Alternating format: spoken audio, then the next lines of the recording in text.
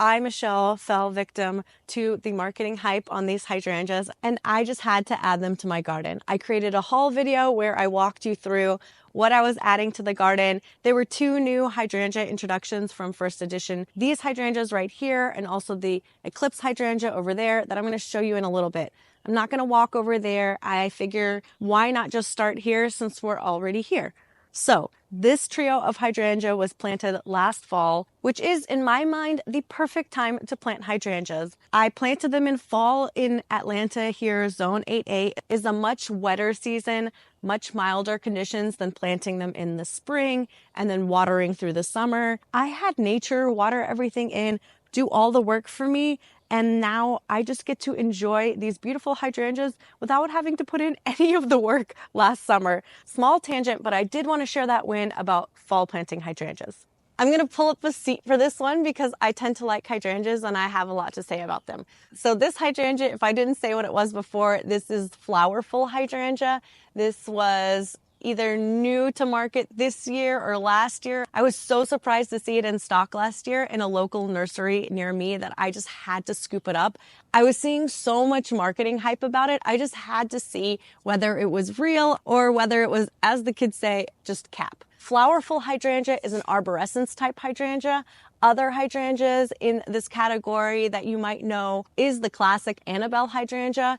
These types of hydrangeas have huge white blooms. There are some in this category that bloom pink or age to a pink. The great thing about arborescens type hydrangeas is that they bloom on new wood. So if you get a late spring frost and you are a type of gardener that turns their backyard into a ghost town, spreading sheets, covering, wrapping things in Christmas lights to try to protect your precious hydrangeas, this is one that you don't have to worry about because it blooms on the stems that it produces this year, which is really nice. Another thing that I've noticed since we recently adopted a dog, hydrangeas in the winter are just sticks which resemble a dog toy because Winboard, my dog, has become almost a bit of a DIY champion, creating her own toys in my garden, which is maddening. But she can do that to arborescens type hydrangeas with no big deal and no worries. I'm still going to get this beautiful flower display. The not so nice thing about arborescens type hydrangeas, because every plant must have a pro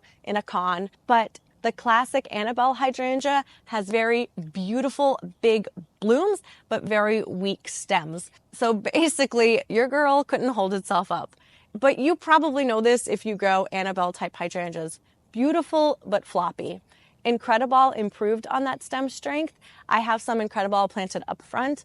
Unfortunately, the deer also like to sample much of my garden up front. I'll insert some footage, but definitely note it might not be a fully fair comparison because there have been some deer nibbling. It is a much improved hydrangea over Annabelle hydrangea, but still I find once the flowers are fully opened, those stems have a bit more give to it than this latest introduction from first edition, the Flowerful hydrangea.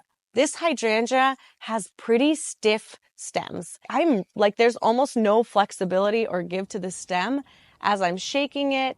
And these hydrangeas have been through a lot this past week. We had torrential, crazy downpour all week long, and there's not much sign of any of these hydrangea branches starting to flop over. I can also share that as these stems mature, they seem to thicken up a lot. They seem to me thicker than the Incrediball hydrangeas that I have up front, and that might be another reason why they stay so upright.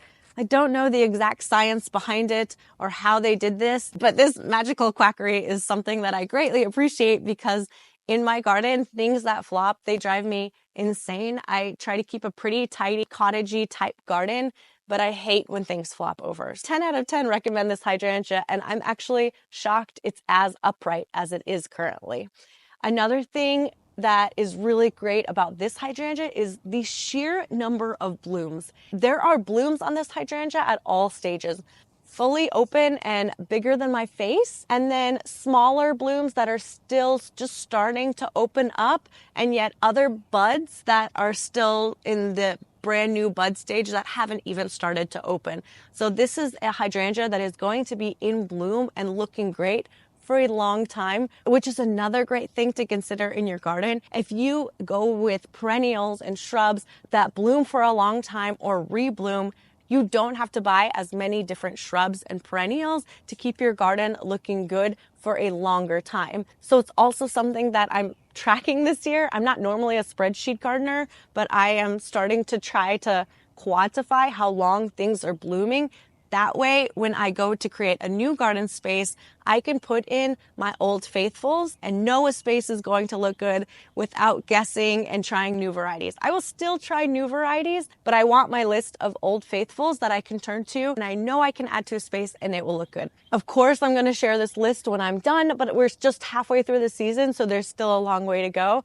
But definitely hit that subscribe button if you're interested in low maintenance, long blooming perennials, shrubs, all the things. That's basically the type of gardener that I am and the tips that I share on this account. I think that's everything that I wanted to say about these hydrangeas. I will go ahead and insert the stats on this hydrangea, how tall and wide it gets.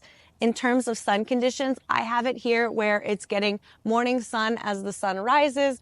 Afternoon sun, it's protected by the canopy of this crepe myrtle that's above me, and then it does get some evening sun. So I think these can definitely tolerate more sun than less sun here in Atlanta, especially if you want nice blooms. I have some hydrangeas planted in a shadier spot, and I will say the blooms are sparser there. And that's something when I first started gardening that really surprised me. I thought hydrangeas needed deep shade and they were shade plants, but no, they really are part sun hydrangeas and do best in that dappled kind of light environment where they're getting sun in the morning, in the evening, but they're protected from the sun at night. So look for spots like that in your garden, add your hydrangeas there. They will love you for it and you will love the way they perform. One more thing that I wanted to add about arborescens type hydrangeas. If you are looking to add more native plants into your garden, these are native type hydrangeas. There are two types of native hydrangeas to the United States, arborescens type hydrangeas and oak leaf type hydrangeas. Both are great. So if you're converting parts of your garden into a native garden or you're just all native all the time, these are hydrangeas that are on the native list that you can add to your garden. And now I really do think that's everything I wanted to say. Let's go over there and I'll show you the other hydrangea that I impulse bought last year. I'm not going to get distracted and tell you about this oak leaf hydrangea. I'm not going on another tangent, but I definitely will be talking about all of the gorgeous things that are blooming right now in my next video, which is going to have to be a garden tour video because everything is just looking so good. Back here is the other hydrangea that I impulse bought. This is the Eclipse Hydrangea from First Edition. It has these beautiful, beautiful dark leaves, and that's the reason why I bought it. It is also supposed to have bright pink hydrangea blooms, and you might see that that is missing. And that is because, unfortunately, this is a hydrangea that blooms on both old and new wood, but something must have happened to the old wood. Either a late spring frost got it, whatever happened, and you see no blooms, gorgeous leaves. And to be fair, that's the reason that I bought it. But here's hoping, fingers crossed, that it might bloom on new wood this year. Typically, these hydrangea varieties that bloom on old and new wood will take a couple of years to mature before they start blooming on both old and new wood. I will let you know. So far, I see no signs of any sort of flowers, but this is an absolutely beautiful accent to a garden. It's beautifully contrasted by these chartreuse hostas, and that was the dream, the vision, so I'm really excited to see that.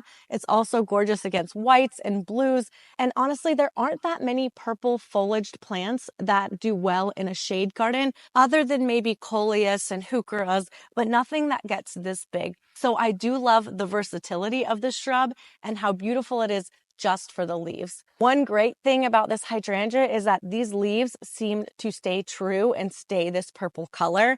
I was a little bit worried that it might be a plant that leafs out with this dark purple color, and then as the leaf ages, it falls into more of a dark green color. But this really does seem to maintain its dark purple foliage, which is a plus. Another thing that I'm curious about is whether the pink flowers actually stay pink in my Atlanta soil. My soil here skews acidic, so most of my mop head type hydrangeas, even if they start out pink, the year after will bloom purple and the year after that will bloom blue. So you know that saying, everybody likes what they don't have. All of my hydrangeas here are blue, so I was really looking forward to a pink hydrangea bloom. The verdict is still out on whether this actually stays that true, beautiful, bright pink, or whether this ends up being blue one day. I guess you'll just have to subscribe and find out next year if I get blooms on this, what color they are. Because by next year, the acidity of my soil would have definitely played a role in the color of this bloom. So we'll see, fingers crossed, if this blooms later this season or this blooms next year. I will definitely make an update video and share, because I'll be screaming it from the rooftops. I am so excited to see this hydrangea bloom and let you know what color it's going to be. I just can't wait for this to grow and fill out and create a beautiful top layer here in this back border. Did you eat my hydrangea? Did you eat this hydrangea? Is that why there are no blooms? Are you my late frost? Are you my late frost? My little DIYer? Yes, you are. Yes, you are. Oh. And if you're wondering, I definitely would buy this hydrangea again, even though it didn't bloom this year. This color is just so good. I think I've talked about it so many times, so I'm going to stop talking about it. I'll insert the stats, the zones, how tall it grows, all of that here for you for a quick reference. But yes, I am disappointed that it didn't bloom, but I would buy this again. Honestly, just for the leaf color. You're basically getting a perennial accent here, even when things aren't in bloom. The goal of this video was to fulfill a promise. I bought the plants. I promised to make an update video on those 2 hydrangeas this year, and I'm delivering on that promise, but I'm also going to film a garden tour video because everything in the garden is just looking incredible right now. I'm getting distracted and I want to talk about these hydrangeas and I want to talk about this echinacea, but I cannot because I'm going to stay focused. So I'm going to end this like I always do and just say thanks for watching this video. Thank you for supporting my channel, and I will see you in the next video.